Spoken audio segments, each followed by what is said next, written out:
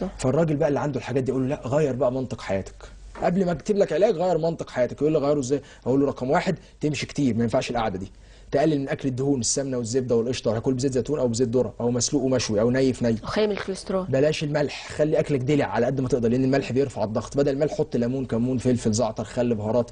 بلاش الحاجات اللي بتفور، المشروبات الغازيه لان بيبقى فيها صوديوم زيه زي الملح. بلاش العصاير المعلبه اللي في كرتونه لان بيبقى فيها صوديوم، مواد حافظه زيها زي الملح. بلاش الحاجات اللي تسرع القلب، الشاي والقهوه والنسكافيه. احنا عايزين نريح القلب، نريح الموتور. والقهوة؟ ينسون يعني كل الكافيين، شاي، قهوه، نسكافيه، كاكاو.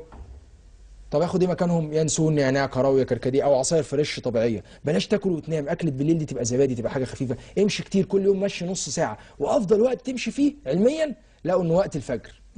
ليه؟ لقوا انه معظم الناس اللي بتجيلها ازمات في القلب او يجي لها قفله في الشرايين بتجيلها الصبح الساعه 8 9.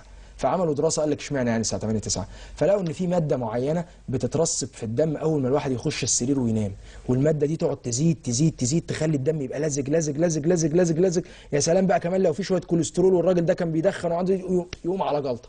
طب ايه الحاجه اللي تمنع الماده دي؟ قال لك ان انا اقطع نومي، اصحى في وسط اليوم. طب اصحى الساعه كام؟ 1 بالليل ولا 7 الصبح ولا؟ قال لك تصحى في اي وقت من 4 ل 6. طب واصحى وانام تاني؟ قال لك لا، لازم تصحى وتتمشى. وعملوا في الدراسه دي، ما كانتش معموله في مصر، ان العيان يعمل تمارين معينه، وكتبوا ان افضل حاجه انه يعمل تمارين تشبه حركات الصلاه عند المسلمين، يعني ينزل راسه ويرفعها كده سبحان الله 5 6 مرات في الوقت من 4 ل 6. يا سلام، يعني قوم صلي الفجر. لذلك اللي يقول لي عندي ازمات كتير وتقول له قوم صلي الفجر ويحافظ على صلاه الفجر في جماعه، يروح يقول له النص ساعه مشي اللي انا عايزها منك، روح الجامع في ربع ساعه مشي في اول الشارع الجامع وارجع تاني. هدي تحميك من جلطات القلب وازمات القلب بنسبه 70 80%. مهمه جدا مستقبلا، حتى لو هو عنده استعداد، حتى لو هو ما فيش حاجه لسه. كويس، عشان كده فرض مش سنه صلاه الفجر.